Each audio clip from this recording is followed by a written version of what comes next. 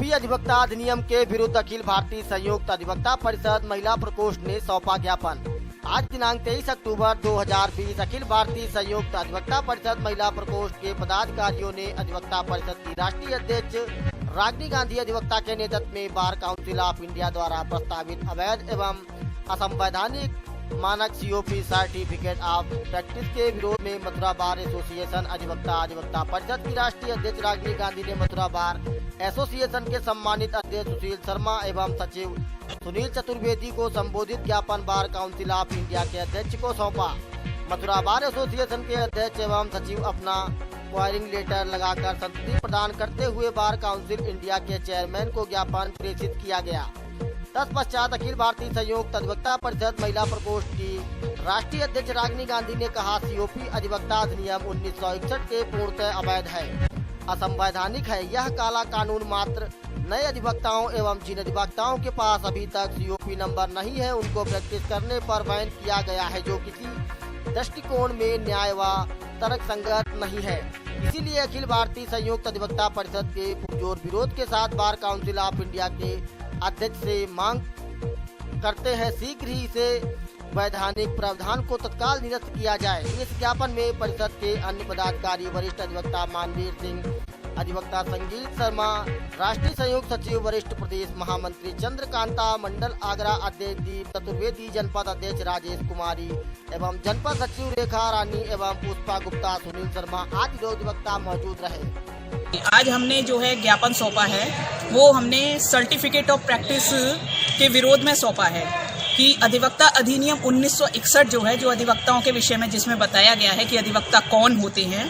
तो उसमें कहीं भी सर्टिफिकेट ऑफ प्रैक्टिस का प्रावधान नहीं है। ये जबरदस्ती का काला कानून है जिसके द्वारा नए आने वाले अधिवक्ताओं या 20-25 साल पुराने अधिवक्ताओं जिनके पास सर्टिफिकेट ऑफ प्रैक्टिस नहीं है उसके नाम पर उनका शोषण किया जा रहा है। अधिवक्ता अधिनियम 1961 की धारा 2 क्लॉज 1 के तहत ये बताया गया कि अधिवक्ता कौन है। तो उसमें बताया गया कि स्टेट बार काउंसिल में जिन जिन अधिवक्ताओं का नाम नामावली में दर्ज है बार काउंसिल की में, उनको अधिवक्ता माना जाएगा। और धारा 24 में ये बताया गया कि अधिवक्ता कौन हो सकते हैं। तो जो व्यक्ति भारत का नागरिक हो, जिसने 21 वर्ष की आयु पूरी कर ली हो, जिसने एक मान्यता प्राप्त विश्वविद्यालय से लॉ की डिग्री ले ली हो, वो अधिवक्ता की श्रेणी में आएगा। वहां पर कहीं भी सीओपी का प्रावधान नहीं है। ये जबरदस्ती का एक कानून है जो कि टोटली असंवैधानिक है और जिसको कि अधिवक्ताओं के ऊपर थोपा गया है और उसके आधार पर उनका शोषण किया जा रहा है। तो मैं अपने मंच अधिवक्ता अखिल भारतीय संयुक्त अधिवक्ता परिषद की तरफ से इसका पुरजोर विरोध करती हूं और बार काउंसिल ऑफ इंडिया के लिए हमने ये ज्ञापन बार काउंसिल ऑफ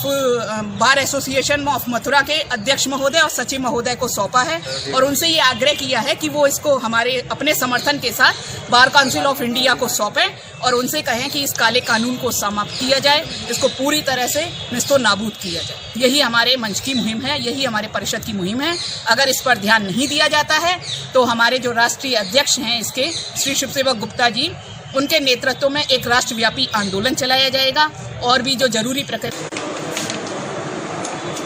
ये जो अखिल भारतीय संयुक्त अधिवक्ता परिषद द्वारा जो आज ज्ञापन दिया गया है, इसमें हमारी बहन रागिनी गांधी, संगीता शर्मा जी, पुष्पा जी, रेखा जी और दीपा चतुर्वेदी जी और अन्य अधिवक्ता जो आए हैं, उनका कहना यह है कि जो सीओपी नंबर बार काउंसिल ने थोप दिया है जूनियर्स पे, सभी पे, वो सभी पे है, तो उससे जो है नए वकीलों को और जो पुराने भी हैं उनको भी परेशानी हो रही है कि अगर सीओपी नंबर नहीं है तो वकालत नहीं कर पाएंगे,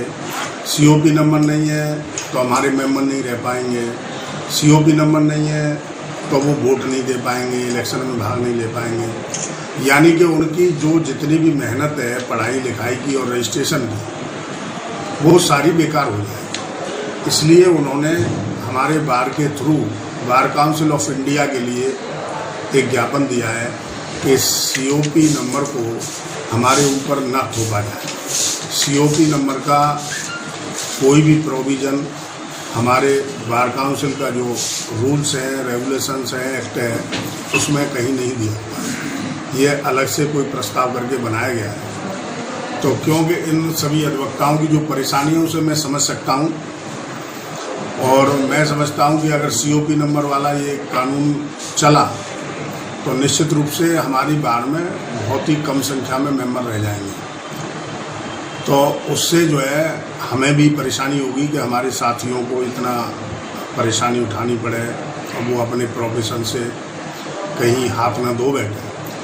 तो मैं बार काउंसिल ऑफ इंडिया के लिए हम बार एसोसिएशन मथुरा की तरफ से रिकमेंडेशन के साथ